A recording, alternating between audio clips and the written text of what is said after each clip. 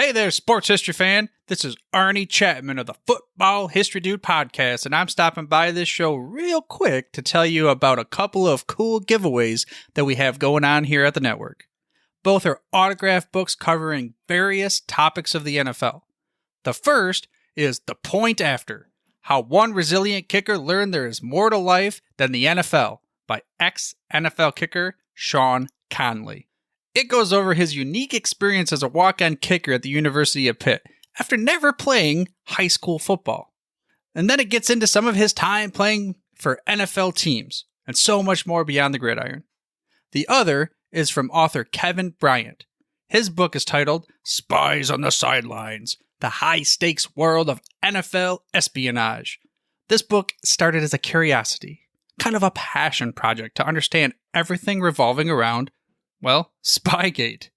But this put Kevin down a rabbit hole learning about all sorts of espionage that has occurred throughout the history of the NFL. Both permissible and often the illicit techniques of gathering intel to try to impact the outcome of the game. To sign up for your chance to win an autographed copy of one of these books, all you gotta do is head over to sportshistorynetwork.com/giveaways and sign up. That's sportshistorynetwork.com/giveaways. Again, check out all the other podcasts that we have in the Sports History Network as well. But now, back to your regularly scheduled journey to the sports history timeline. Now it's time to take a sports break, a look at sports history on a daily basis.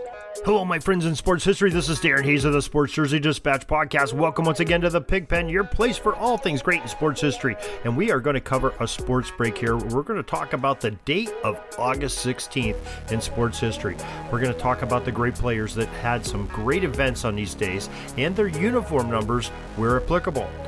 Jersey numbers we'll talk about today are jerseys 4, 21, and number 7. Let's get right into it. August 16th, 1927, the New York Yankees slugger Babe Ruth blasts a Tommy Thomas pitch in the 5th inning to hit the first home run out of Comiskey Park in Chicago. The New York club used it to defeat the White Sox 8-1, spoiling the White Sox debut in their new confines. And that stadium is still used to this day, almost 100 years old in Chicago. August 16th, 1947. I hope they brought enough balls to the ballpark on this one, because future Baseball Hall of Famer outfielder Ralph Kiner, number 4 on his jersey, knocked 3 successive home runs out of the ballpark for the host Pittsburgh Pirates in a 12-7 victory over the St. Louis Cardinals. Combined, both clubs crushed a then MLB record of 10 home runs in this contest. August 16th, 1964, a flood of hits. Well, that's what we're going to call it, because St. Louis Cardinals center fielder Curt Flood, who wore number 21 that season, had 8 straight hits in a doubleheader split against the Los Angeles Dodgers at Dodger Stadium.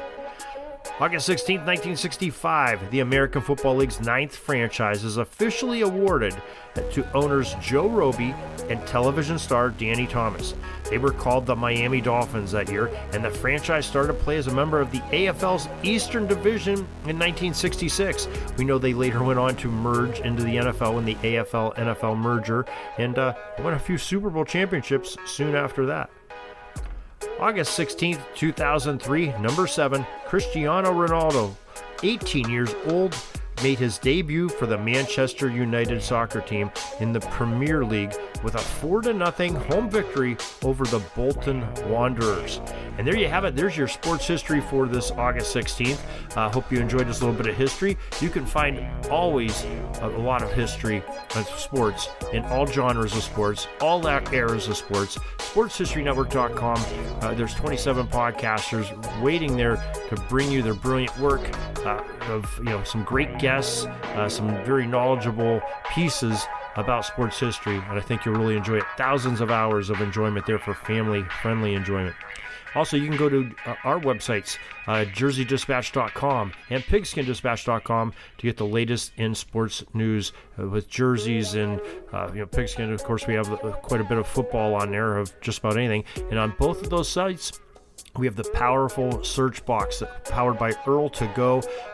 So much information there. Just use that search box, use the quotes, symbols around what you want to talk about, and you'll be surprised at how much you will find stashed within our archives of favorites. So, Sports Jersey Dispatch podcast, jerseydispatch.com, pigskindispatch.com. Till tomorrow, everybody, have a great sports history day.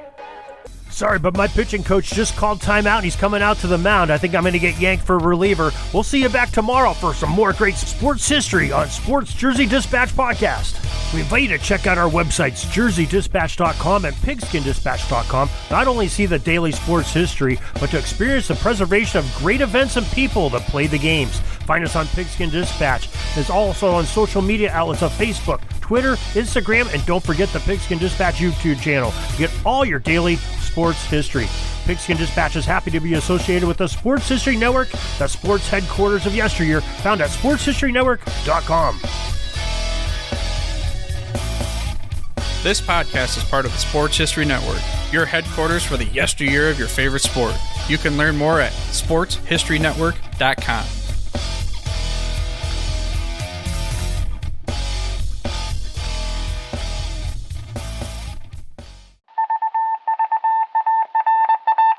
It was just another ordinary day in the offices of the Pittsburgh Guardian newspaper circa 1924. But for Marla Delft, assistant editor, everything was about to change. For she was about to discover the awesome attractiveness of Row 1 brand retro sports paraphernalia items thanks to Orville Mulligan, sports writer. And there it is. Wow, Orville, that's really the bee's knees. Isn't it just? A poster-sized replica of the actual 1909 World Series program cover. I can see that. But where did you get it? And where'd you get it framed? I ordered it from the Row 1 website, where over 6,000 items of sports memorabilia from the 1880s to the 1990s are available for reproduction, in multiple sizes and in several different materials, with over a dozen styles of frame to choose from for prints like this. Well, I'm sure Mr. Delft would love to put up more of these in the office. But I'm equally as sure they're beyond this newspaper's budget. Not at all, my dear Marla. See for yourself. Go to sportshistorynetwork.com/row1.